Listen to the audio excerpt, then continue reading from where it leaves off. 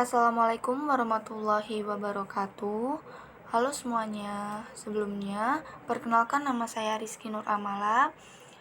Pada kesempatan kali ini, izinkan saya untuk memaparkan hasil analisis saya mengenai karya sastra dengan pendekatan yang saya pilih, yaitu pendekatan mimetik.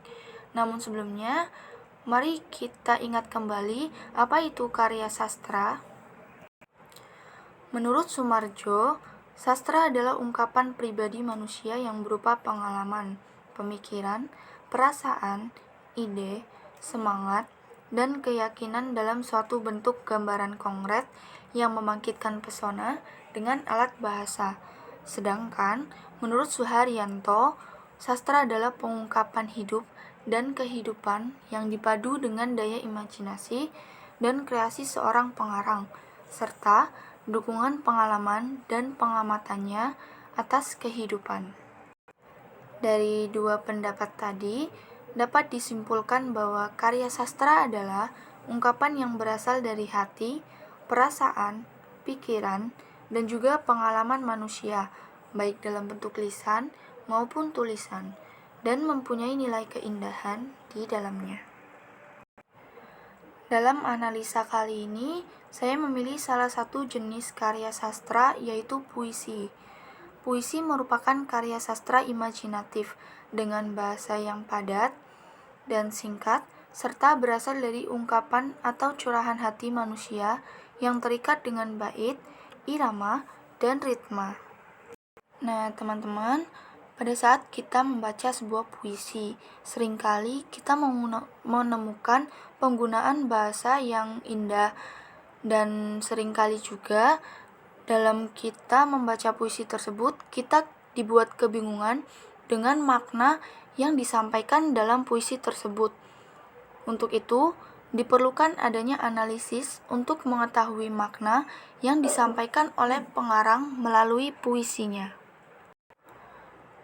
Beberapa pendekatan yang bisa kita gunakan dalam analisis sebuah puisi atau karya sastra. Yang pertama ada pendekatan mimetik. Pendekatan mimetik merupakan pendekatan yang berorientasi pada tiruan aspek-aspek alam sastra. Yang kedua ada pendekatan ekspresif, yaitu pendekatan yang berorientasi pada ekspresi luapan, ucapan perasaan sebagai hasil imajinasi pengarang, pikiran-pikiran, dan perasaannya. Yang ketiga ada pendekatan objektif, yaitu pendekatan yang berorientasi pada segi intrinsik karya sastra. Yang keempat ada pendekatan pragmatik, yaitu pendekatan yang berorientasi pada kesan dan juga penerimaan pembaca. Nah, pendekatan yang saya pilih untuk menganalisis karya sastra puisi ini yaitu pendekatan mimetik. Pendekatan mimetik seringkali didefinisikan sebagai pendekatan yang menghubungkan karya sastra dengan kenyataan yang ada di luarnya atau dengan kenyataan dalam kehidupan manusia, atau secara umum bisa didefinisikan sebagai pendekatan mimetik, yaitu pendekatan yang memandang karya sastra sebagai gambaran dari sebuah realitas kehidupan yang menjelaskan bagaimana manusia hidup dan berkembang bersamaan dengan konflik yang tak berkesudahan. Hal yang menjadi topik utama dalam pendekatan mimetik adalah mengenai gambaran kehidupan masyarakat beserta konflik yang ada di dalamnya. Kali ini saya mengambil salah satu puisi ciptaan sastrawan Indonesia yang terkenal, yaitu Sapardi Djoko Damono. Dari beberapa puisi karya beliau, saya mengambil puisi yang berjudul Pada Suatu Hari Nanti. Kita mulai pada analisis puisi pada bait pertama yang berbunyi, pada suatu hari nanti, jasadku tak akan ada lagi, tapi dalam bait-bait sajak ini, kau takkan kurelakan sendiri. Pada bait pertama mengungkapkan mengenai kehidupan di dunia yang tidak abadi, terlihat pada baris pertama hingga baris keempat yang mengungkapkan mengenai kematian. Pada suatu hari nanti, jasadku tak akan ada lagi. Kalimat tersebut menunjukkan sesuatu yang pasti akan terjadi di masa nanti. Suatu hari, manusia akan bertemu dengan kematian dan tidak akan ada yang bisa menolak ataupun menghindarinya. Kata jasad di sini mengarah pada kata raga atau tubuh.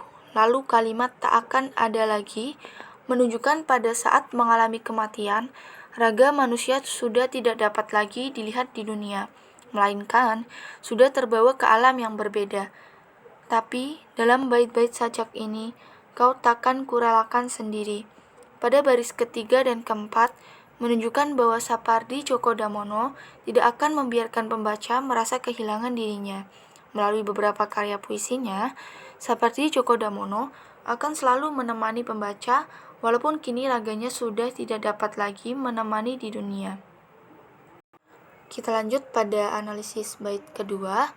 Pada suatu hari nanti, suaraku tak terdengar lagi, tapi di antara larik-larik sajak ini, kau akan tetap kusiasati. Pada bait kedua, dijelaskan bahwa kehidupan seseorang yang mempunyai pengaruh dalam lingkungan masyarakat tidak akan terhenti hanya karena kematian. Sapardi Djoko Damono merupakan sastrawan yang banyak menghasilkan karya, khususnya di dunia sastra. Melalui karyanya, ia banyak memberikan nasihat dan juga pesan mendalam yang dapat diambil maknanya oleh pembaca. Pada baris kedua, suaraku tak terdengar lagi. Gambaran mengenai kehidupan dikiaskan dengan kata suara. Suara di sini mengarah pada luapan emosi, curahan hati, dan juga ungkapan pemikiran yang sudah tidak akan lagi bisa didengar oleh indera manusia. Pada baris ketiga dan keempat, tapi di antara larik-larik sajak ini, kau akan tetap kusiasati. Artinya, Sapardi Djoko Damono akan tetap hidup dalam karya-karyanya, sehingga pembaca yang mencintainya akan selalu merasa bahwa kehadiran Sapardi Djoko Damono masih tetap hidup walaupun hanya sebatas larik-larik sajak yang ia ciptakan. Pada bait ketiga, pada suatu hari nanti, impianku pun tak dikenal lagi. Namun, di sela-sela huruf sajak ini, kau takkan letih-letihnya ku cari. Pada bait ketiga, impianku pun tak dikenal lagi. Namun, di sela-sela huruf sajak ini, kau takkan letih-letihnya ku cari.